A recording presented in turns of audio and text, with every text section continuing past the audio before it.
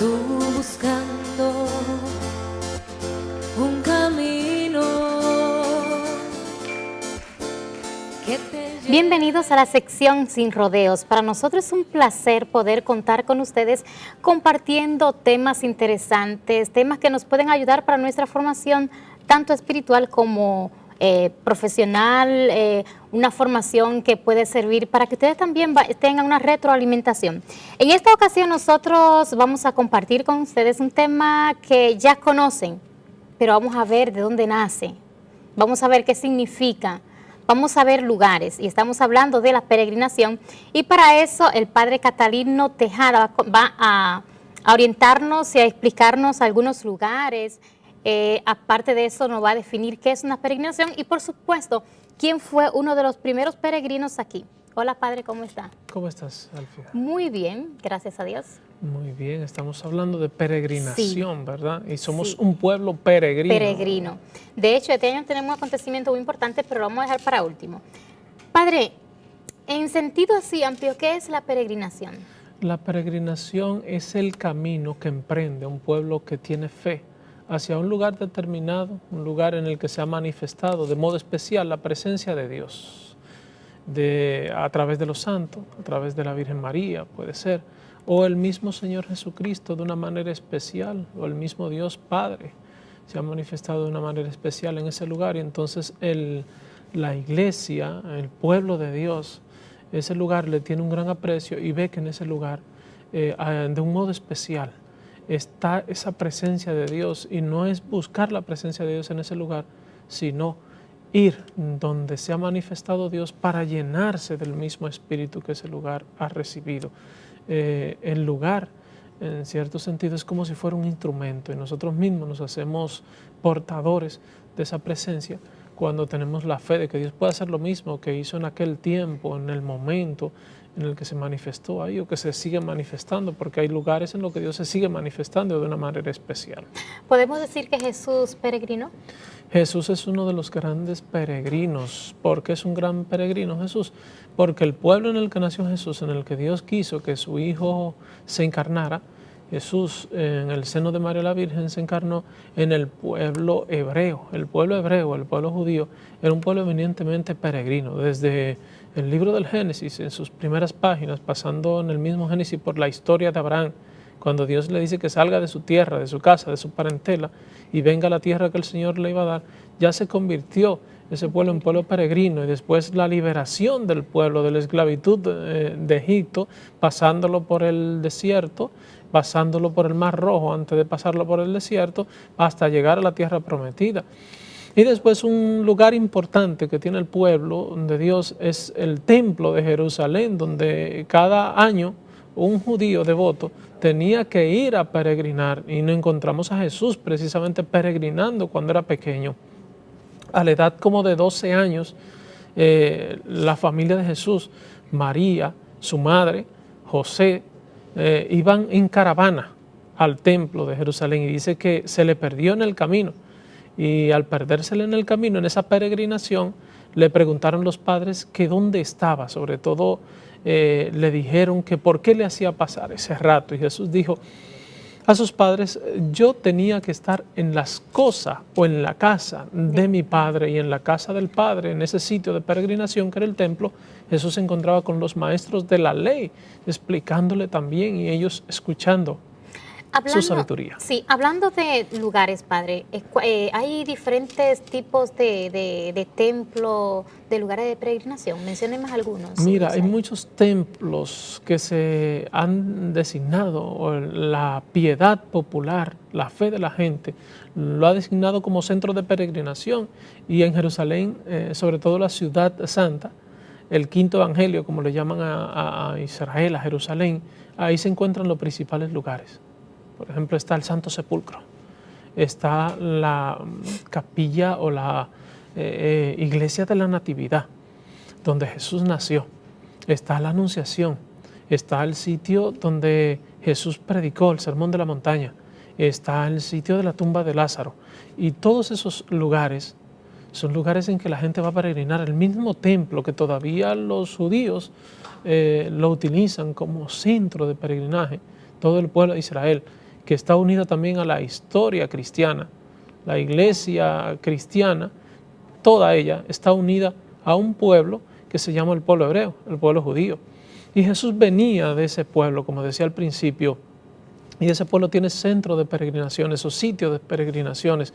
Entonces a nosotros nos ha tocado, los cristianos también, tener como esa especie de gracia que nos han transmitido los primeros padres, que son los judíos, sí. Nuestros primeros padres, nuestros hermanos mayores, como le llamaba el Papa Juan Pablo II, que también fue a peregrinar en el año 2000.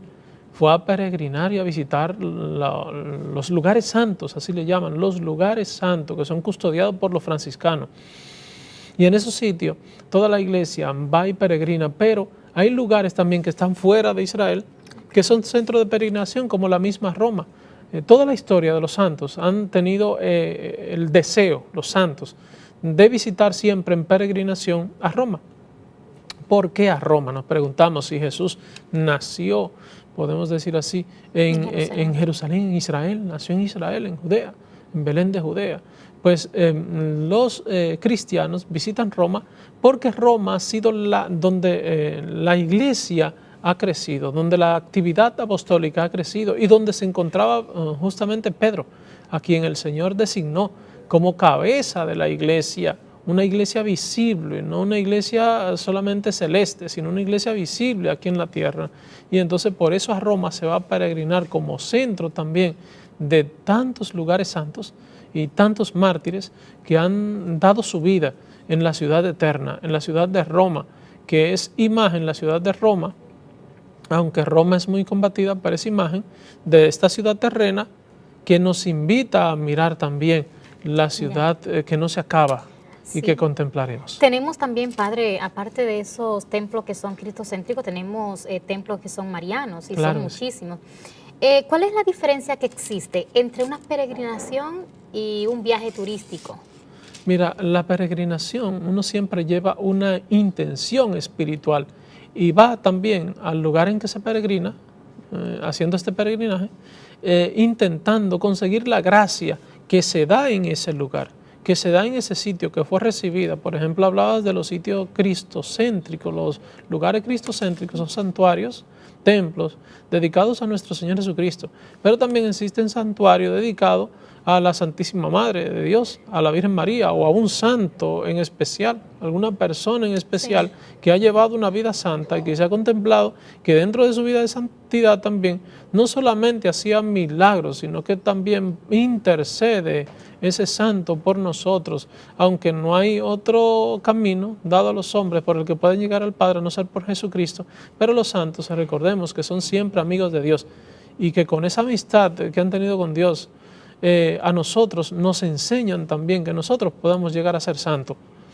Y entonces las peregrinaciones que ha estado en el corazón de todas aquellas personas que han sido santos, con una intención en el camino y con una intención al llegar y con una fe en recibir lo que en aquel lugar se ha propuesto como gracia para recibir, entonces esas personas van cargados de fe a buscar las promesas siempre de Dios, porque es Dios el que realiza. ¿Tenemos, Padre, lugares, templos de peregrinación aquí en República Dominicana? Tenemos lugares de peregrinación. Mira, por ejemplo, está el Santo Cerro, que es un santuario dedicado a Nuestra Señora de las Mercedes, sí, que es la patrona del pueblo dominicano. Está también el santuario de Nuestra Señora de la Altagracia, que está en Higüey. Después está el santuario del Santo Cristo de los Milagros en Vallaguana. Y así en algunos pueblos también existen otros santuarios. Por ejemplo, yo que he visitado algunos lugares de Europa, me encontré una vez hasta con un santuario dedicado a San Antonio de Padua, por ejemplo, que es tan milagroso. Un santuario sí, dedicado a San Lucas, que es el médico del que habla los evangelios y habla sobre todo el libro de los Hechos de los Apóstoles, el médico San Lucas que acompañó a los discípulos también en la predicación apostólica, a los apóstoles. Hay muchos santuarios realmente donde nosotros podemos hacer este tipo de peregrinación, pero Padre, usted va a ser testigo de un evento muy importante en la historia el próximo año. Se van a cumplir 100 años de la aparición de Nuestra Señora de Fátima. Explíqueme un poquitito ¿Por qué? ¿De dónde sale? ¿De dónde surge?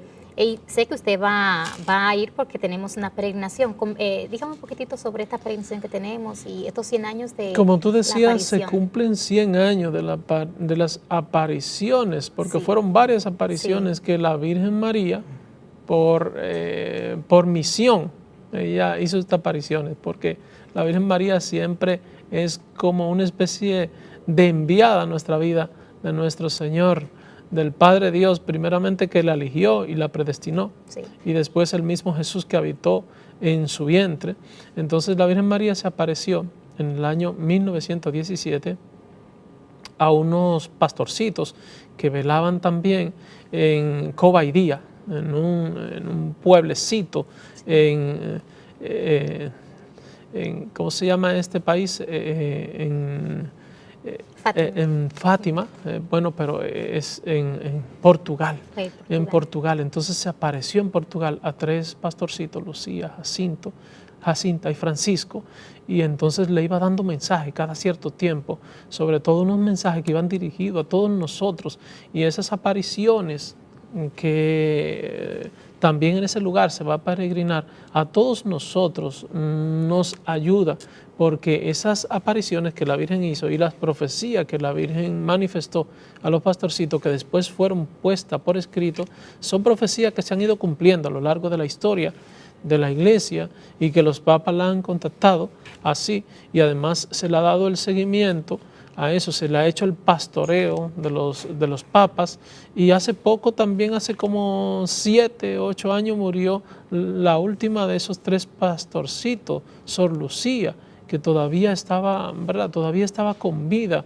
y que el Papa Juan Pablo II le tenía un gran aprecio. Entonces nosotros vamos a Portugal, es el país, a Fátima, ahí donde estaba Cobaidía, donde se manifestó la Virgen María, dándonos los mensajes de Fátima y diciéndonos a todo el pueblo creyente, a todo el pueblo de su Hijo Jesucristo, los hijos de Dios, a los cristianos, que hiciéramos penitencia, que oráramos por los pecadores, que oráramos por el mundo, por la conversión de las almas, que cuidáramos las vocaciones, que cuidáramos justamente la familia también. Y entonces nosotros vamos ahí a encontrarnos también de una manera especial con este espíritu que se manifestó en el año 1917, y que estos pastorcitos, y no solamente ellos, pudieron contemplar, sino un grupo innumerable de personas, de creyentes, pudieron contemplar cómo la Virgen María se aparecía bajo un sol de día, un sol danzante, un sol fuertísimo, y ellos pudieron también ser testigos de la gran obra que Dios estaba haciendo a través de la Virgen María. Así es, Padre. Es importante recordar esos momentos porque nos ayudan a nuestra vida espiritual. Recordar esos detalles cuando María se le aparece a estos 3 jovencitos con un mensaje que todavía hoy lo recordamos con mucho entusiasmo. Muchísimas gracias, Padre, por orientarnos e iluminarnos con este tema tan importante y mucho más a este pueblo dominicano, que es un pueblo muy mariano. Así que muchísimas gracias, y ustedes, amigos, quédense consiguiendo sus huellas porque tenemos más cosas todavía.